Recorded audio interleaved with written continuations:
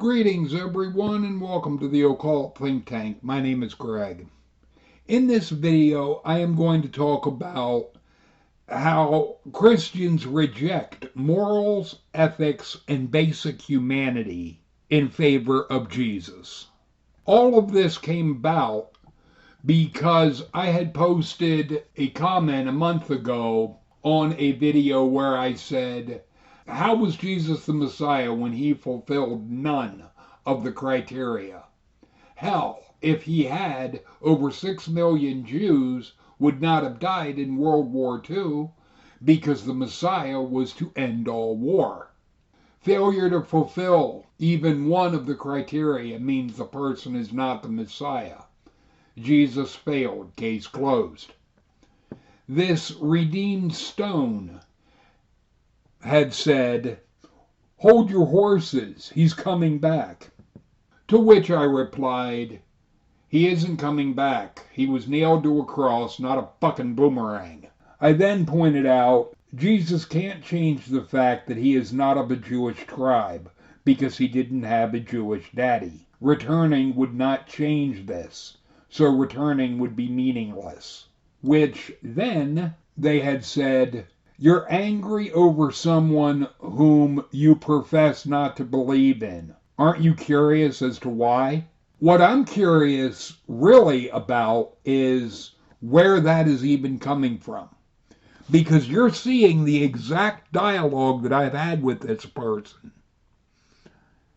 At no point did I express any anger at a God or anything. All I was pointing out was Jesus did not fill the criteria for Messiah. And then I was more specific and pointing out he didn't have a Jewish daddy. This is not showing any anger at a God. But I had said the harm Christians cause to others doesn't magically go away just because they believe in Jesus. So why should the personal responsibility for the action be non-existent? The anger isn't at imaginary beings. It is at the lack of morals and humanity in those that believe it. I then pointed out, the raped woman remains raped. The molested child remains molested. The murdered person remains dead. Why should the one which caused those things get a pass because they think something? Explain that to me if you can. Oh yes, explain where this has anything to do with the existence of the God you claim to believe in. Where is your God for those victims? Does it only care about the criminals? Then, this redeemed stone had said, what harm? Please be specific. Redeemed stone. And any Christian, how the hell is a raped woman remains raped? A molested child remains molested. A murdered person remains dead. Not specific enough. What this really comes down to is Christians want to try and be, well, I'm not doing those things.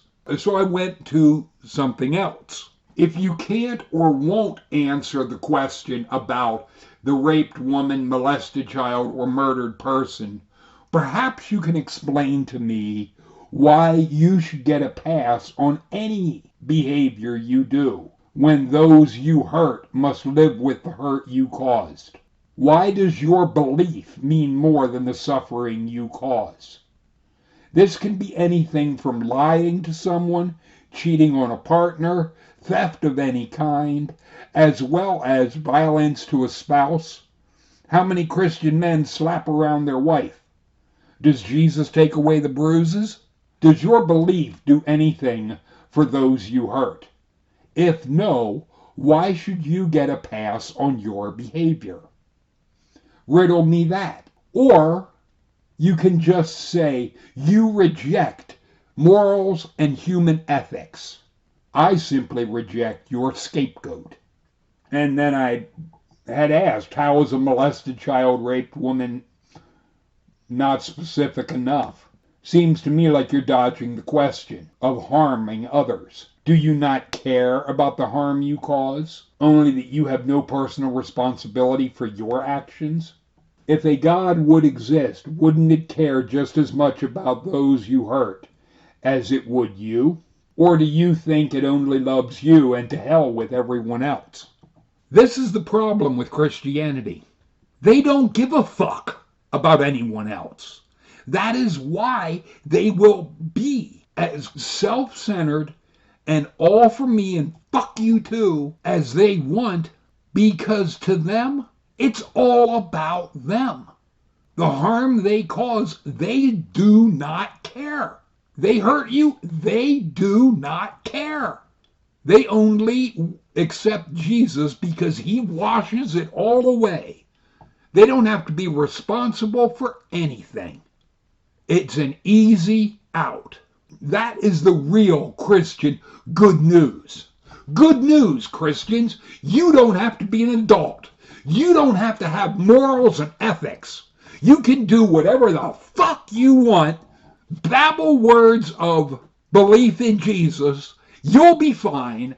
But the harm you cause, if it causes someone else to reject God, reject all of it because of the harm you caused, that person is then tortured forever because they rejected the God that you claim to believe in because of the harm you caused, but you don't have to be accountable for anything.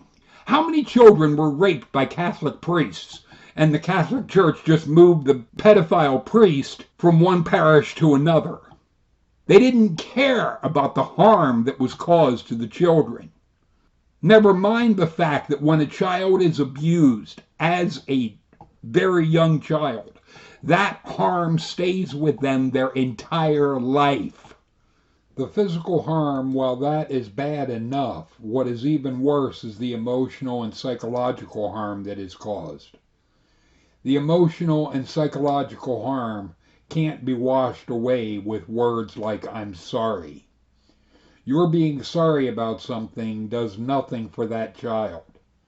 I know this for a fact because, as a child, I was verbally abused by my mother.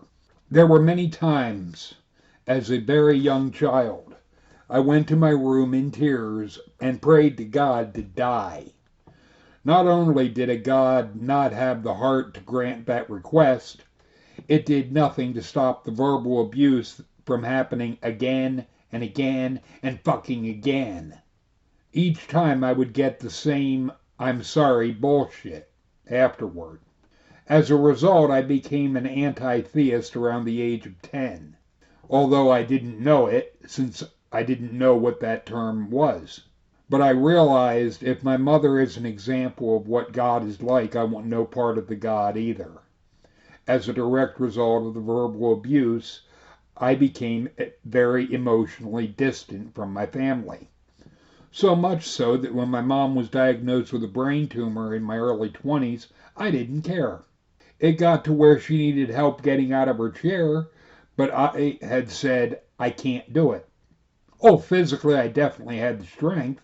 What was stopping me, really, was emotionally. I couldn't do it. When she died, I remember my dad coming into my room to tell me, but I didn't get up right away. He asked me at one point if I was going to get up and go down and see her before they took her away. I got up, went down the stairs, looked at her, and remember thinking, yep, she's dead, then walked back to my room. At the funeral, my dad asked me if I regretted anything regarding my relationship with my mom. I looked at him and said it wouldn't do any good for me to say I should have done X, so what's the point? He looked at me like I was a cold-hearted son of a bitch. The truth is, I was operating out of pure logic at that point. The thing is, this pure logic is what drove me to realize the raped woman remains raped, the molested child remains molested, the murdered person remains dead. When Vicky was alive, I had pointed out to her a pet peeve I had with the phrase, "take that back." I had said to her, this is fucking impossible. You can't suck the words back into your face. When I said that, she laughed at the mental image this created, but she agreed with me and it became something of a joke for us. My point to her was once you say something, it's said. Once you do something, it's done. No amount of being sorry about it after the fact can take away what you did. She completely understood where I was coming from and agreed with me on that. Yes, I realize this because of how hypersensitive I am toward verbal abuse. I do realize how some of my emotionally charged rants can be a verbal onslaught. I have known since I was a teenager that I would always struggle with the tendency to be verbally abusive. Just because I know it and know where it comes from doesn't stop it or lessen the chances of it happening. As a teenager, I first researched abuse and discovered the disturbing fact that those that were abused have a tendency to abuse in the same manner that they were. This realization horrified me so much that I vowed to myself I would never have children until I could be certain I would not do to a child what was done to me. As it turned out, I never had children, and I'm fine with that. What my research into abuse also made me aware of is that if the abuse a child suffers is severe enough, it can cause the mind to fragment, creating what is called an alter personality. Back then, this was called multiple personality disorder, but is now called dissociative identity disorder. The thing is, this condition is permanent. Once the damage is done to where the mind fragments, there is no going back. During the satanic panic of the 1980s, this was believed to be what was done to some children in order to make the alter personality, which could be used to carry out actions that the base personality would never go along with. This is what was called the Manchurian Candidate. This is why I get very pissed at the idea of salvation, because salvation is a thumb in the eye to those that were hurt. The idea that the harm you caused can be washed away because you think Jesus died shows me you don't give a fuck about those you hurt. Your only interest is in your own sorry self-centered ass. This is why I don't hate a God. I hate anyone that goes along with that, because what that is saying is that you don't give a fuck about anyone but yourself. You're willing to hurt anyone, step on anyone, abuse anyone, then mouth words and have yourself washed clean in your own warped mind with absolute disregard for the harm that you caused. Feel free to leave your thoughts and comments in the comment section. Later, people.